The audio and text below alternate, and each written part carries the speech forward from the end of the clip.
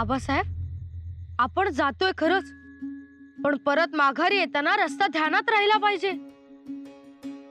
शंभूराजे, दिशा ध्यानात ठेवली की मग वाट चुकत नाही. दिवसा दिशा ध्यानात ठेवा, पण रात्री कशी ठेवणार? आकाशातील ह्या गृहताऱ्यांवरून.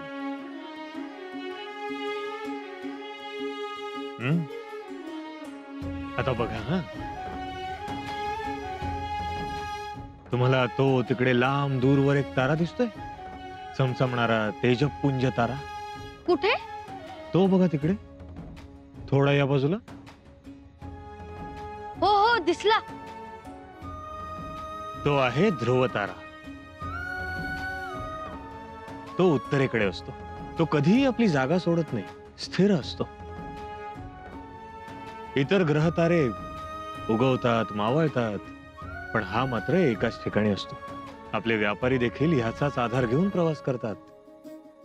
म्हणजे हा ध्रुव तारा ओळखता आला की दिशा कळतात. आता आग्रा आहे उत्तरेला, ध्रुव तारा ही उत्तरेला, मग आपण फक्त चालत राहायचं. आता हा आपल्या डोक्यावर दिसतोय, त्याला म्हणतात सप्तर्षी.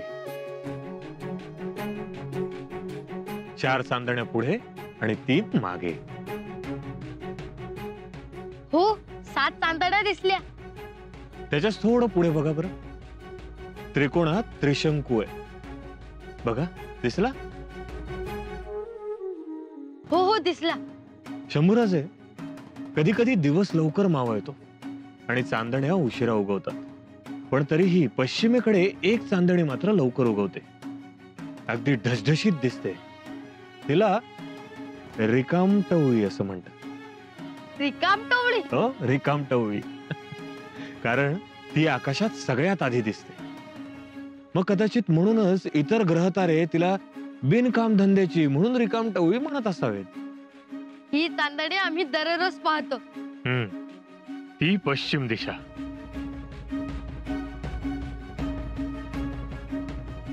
महाराज, तंबूत चलावे, थाळे लावतोय. निराजीपंत, आम्ही पंक्ती बरोबरच जेऊ. जी. राजाओ. बाबा, आम्हाला येसू म्हणा. आता आम्ही येसू आहोत. आईसाहेब आल्या होत्या तेव्हा ताई आम्हाला राजाऊस म्हणाल्या. आम्हाला येसू म्हणा. येसू? येसू. येसू, आम्ही तुम्हाला न्यायला आलोय. तुम्ही तयारी करा. तो पावतूर आम्ही आऊसाहेबांनी भेटून येतो. बाबा, पण असं कसं येणार आम्ही? कसं येणार म्हणजे? महाराज आणि युवराज गडावर नाही आहेत. म्हणून तर घेऊन जायला आलोय. 8 रोज राहा, तेवढंच बरं वाटेल आम्हाला. पण महाराज आणि युवराज गडावर नसताना आम्ही माहेरी जावं, खुशाल राहावं, ते बरं दिसेल का? पर माग तुम्ही महाराज गडाव आहेत म्हणून आला नाही, आणि आता महाराज गडाव नाहीत म्हणून येत नाही. आलेही असते, आठवण येते सगळ्यांची. पण युवराजांनी आमच्यावर आऊसाहेबांची जबाबदारी सोपवली आहे ना. आऊसाहेबांची जबाबदारी तुमच्यावर? हो, आऊसाहेबांना औषध द्यायचं, त्यांना वाऱ्यात फिरू द्यायचं नाही, त्यांना काळजीही करू द्यायची नाही. हसवायचं. रात्री दरीतून गार वारा येतो ना, म्हणून महालाची खिडकी उघडी तर नाही ह्याची काळजी घ्यायची. बघा, आमच्यावर केवढी मोठी जबाबदारी आहे. पण आम्हाला बी वाटतं ना की आमची लेक 2 दिवस का होईना पण माहेरी यावी म्हणून. मग आपण असं करूया, आपण आऊसाहेबांनाच घेऊन जाऊया, मग आम्ही येऊ. आऊसाहेब जर तिकडे शृंगारपुरात आल्या तर साक्षात जगज्जननी अवतरल्यासारखा सोहळा साजरा करू आम्ही. खरंच? अगदी खरं. मग आम्ही आलो त्यांना विचारून. पालखी थांबवा.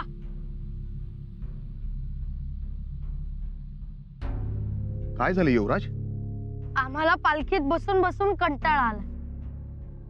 पालखीत कंटाळा आला की घोड्यावर, घोड्यावर कंटाळा आला की परत पालखीत. आमचे पायच अवघडले.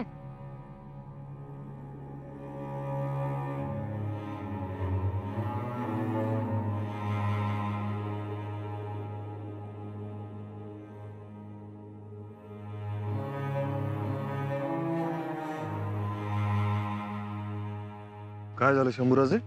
आबासाहेब आम्हाला खेळायचंय. आत्ता? महाराज क्षमा असावी, पण सोहळ्याच्या केवळ 2च दिवस अगोदर आपण आग्र्याला पोहोचणार आहोत आणि आता थांबलो तर उशीर होईल. झाला उशीर तर झाला. काय चाललंय बाप लेकीचं? मुजराव साहेब, काय नाही, हेच आपल्या येसूला माहेरी घेऊन जायचं म्हणताय लेकीला? जी साहेब. जा, परंतु आऊसाहेब ते आम्ही आठवणीने खिडकी बंद करू. आणि अंगावर हो, शालही घेऊ थंडी गारठ्याची. आणि तुमचा खोकला? हो, ध्यानात ठेवून औषधं घेऊ, चाटणं घेऊ आणि काळजी करणार नाही. एकदा संसाराचा पसारा मागे लागला ना की सगळ्या वाटा बंद होतात. मग मनात असलं तरी कुठेही जाता येत नाही. तेच म्हणतोय आम्ही आहोसाहेब. अहो, येसूच्या आठवणीने तिच्या आईच्या डोळ्यात रोज एकदा तरी पाणी येतच. पण येसू काही राजगड सोडायचं नाव घेत नाही. आमच्यासारख्या आहेत त्या. असो, मग जाऊ आम्ही? जा, पण ध्यानात ठेवा तुम्ही उद्याच्या राणी आहात. जी. पिलाजीराव, आम्ही तुम्हाला काय सांगायचं? तुम्ही पंचकुळी राजे शिर्के, तुमच्या कुळीचा लौकिक मोठा. लक्ष ठेवा आमच्या येसूबाईंवर. जी आहोसाहेब. बोला शंभूराजे, काय खेळूया?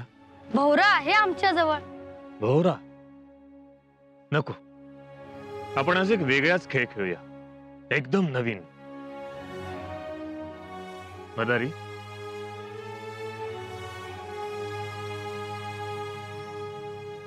फिरोजी फर्जंद या. सर्जेराव, खेळ सुरू करा.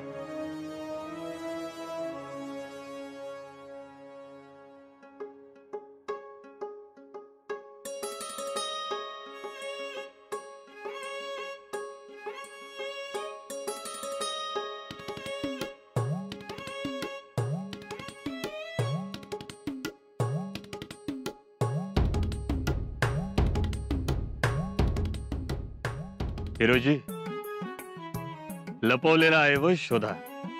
जी महाराज. निराजी पंत, हा खेळ आम्ही जिंकणार बघा. होय.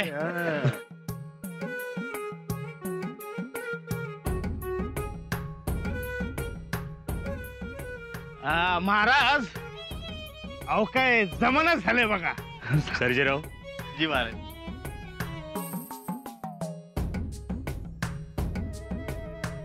सर्जेराव, जी महाराज. आता तुमची पाळी. फिरोजी, बांधा त्यांचे डोळे. होय की महाराज.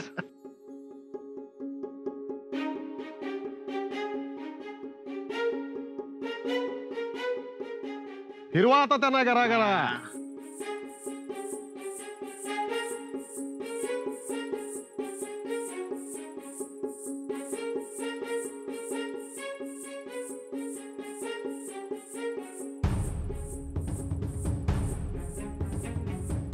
जा, बांधा.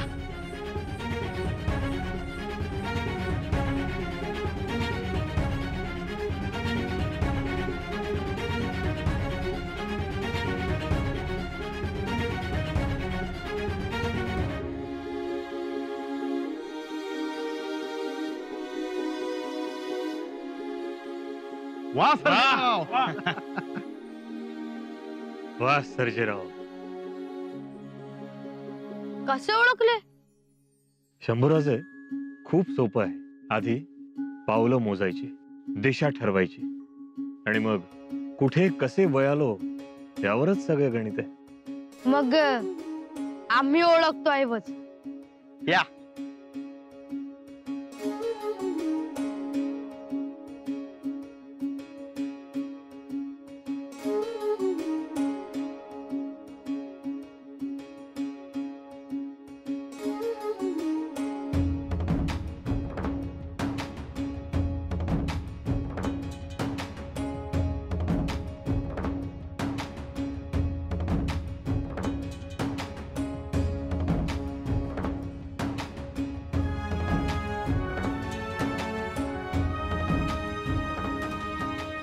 या.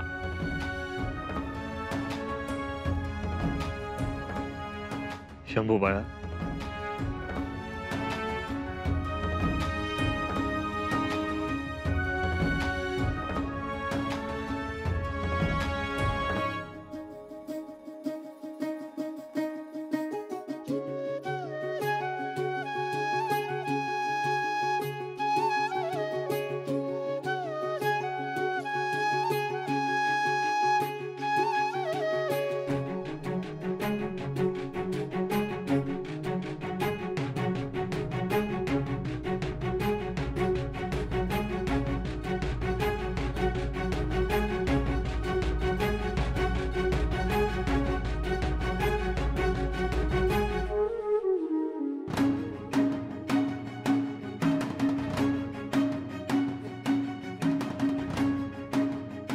आबासाहेब,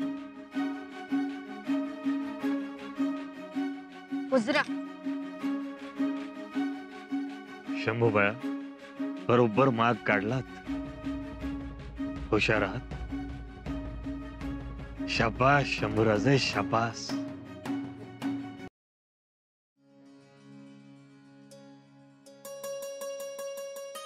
येसू, तुम्ही इथे काय करताय? चाफा लावला आम्ही. तुम्ही कशाला करत बसलात? कुणालाही सांगायचं. घरात एवढे नोकर चाकर आहेत आणि हे काय खड्डाही तुम्हीच खणलात? अहो, हाताला काही लागलं खरचटलं तर राजगडावर उत्तर काय देणार आम्ही? आणि तुमच्या बाबांना समजलं तर तेही चिडतील हो. तुम्ही मदत करताय लेकीला. अहो तुम्ही या. अहो राजगडावरचं माणूस आहे ते. बाबा काय हो? गंमत केली येसू. थांब, मी तुला चांगलं आळ करून देतो बघ.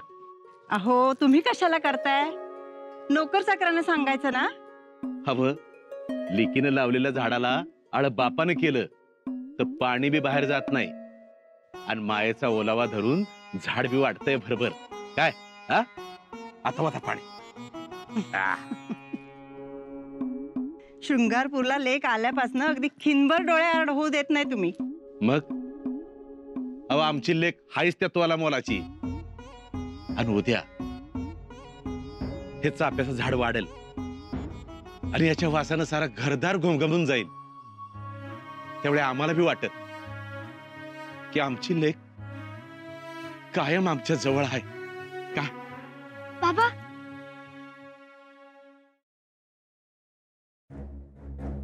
महाराज, बिरजा राजा चांगलाच अडचणीत आलाय. वा, म्हणजे आम्ही केलेल्या राजकारणात मिर्झा पुरता फसला तर? मतलब बाबासाहेब, आपण मिर्झा राजास तलवारीशिवाय ठार करून दाखवणार तर? होय शंभूराजे, या मिर्झाच्या मोहिमेकडे बारकाईनं लक्ष द्या. या मिर्झाने त्याच्या अंगावर घातलेला औरंगजेबाचा काबा लवकरच त्याचं कफन होणार आहे.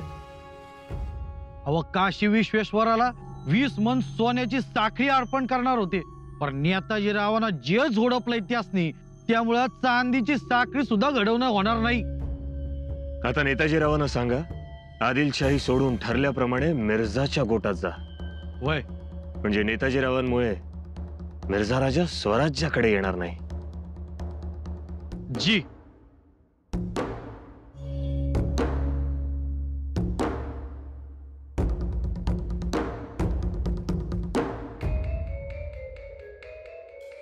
महाराज, गावातले लोक तुम्हाला भेटायचं म्हणतायत. माळव्यातल्या लोकांना आम्हाला का भेटायचंय? ठीक, बोलवा त्यांना. जी.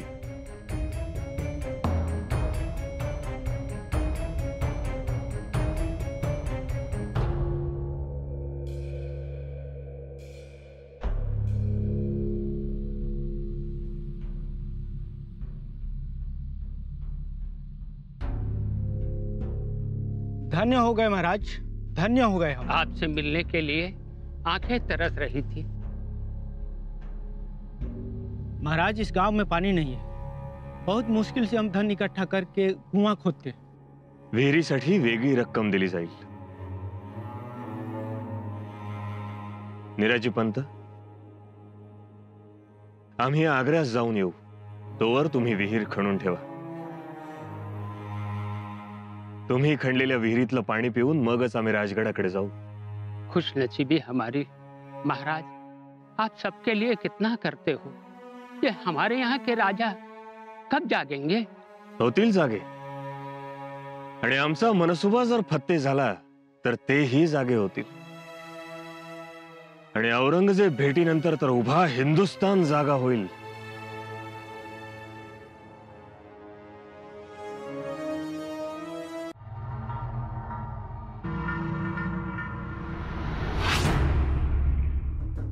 वाह,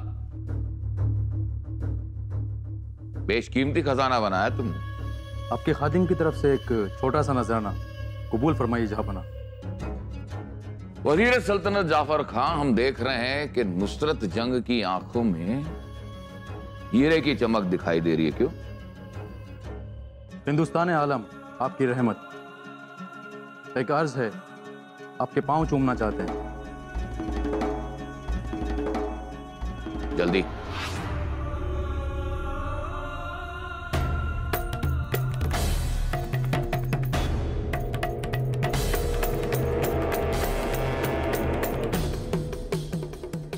नुसरत जंग के घुटने तोड़ दिए जाएं. माफी जहांपना, माफी माफी माफी जहांपना, माफी. रहम रहम हुक्म आका, रहम. माफी जहांपना, लेकिन नुसरत जंग के साथ काफी सख्ती से पेश आए. अब उसकी सजा थोड़ी कम हो सकती है. आपको सच्चाई पता नहीं है जाफर खान साहब. और सच्चाई यह है कि जब हमने जंग छेड़ी थी तो यही नुसरत जंग जाकर हमारे भाई दारा शुक्को से जा मिला. इन्हीं घुटनों के बल वो हमारे खिलाफ हो गया. हम भूले नहीं हैं और ना ही हम कभी भूलेंगे. ये तो इसकी किस्मत अच्छी है कि उस वक्त आगरा में हमारी सालगिरह का जश्न मनाया जा रहा था, वरना उसी वक्त इसका सर कलम हो जाता. और ये बात भूलिए कि हम दिल अजीज हैं, हमें इंसाफ पसंद, इसलिए सिर्फ इसके घुटने तोड़े और कुछ नहीं. और एक और बात, वजीर सल्तनत जाफर खान साहब, ये आलमगीर औरंगजेब काफिरों को और दगाबाजों को कभी नहीं बख्शता. समझ गए? कभी नहीं. मुजरा आबासाहेब. आबासाहेब, अजून किती लांब आहे? दमलात ना शंभूराजे? दमलो नाही, पण आहे किती लांब? आणखीन खूप लांब आहे. बादशाह असतो लांबच, पण त्याचा अन्याय मात्र खूप जवळ असतो. आबासाहेब, बादशाहची भेट झाली की आपण लगेच माघारी निघू. का हो? आबासाहेब, आम्हाला आठवण येते आऊसाहेबांची, आमच्या मातोश्रींची. ठीक. तसही आमचं आहे तरी काय इथे. आम्हाला फक्त एक दोन गोष्टी घ्यायच्या, त्या घेतल्या की आपण लगेच माघारी निघू. ठीक.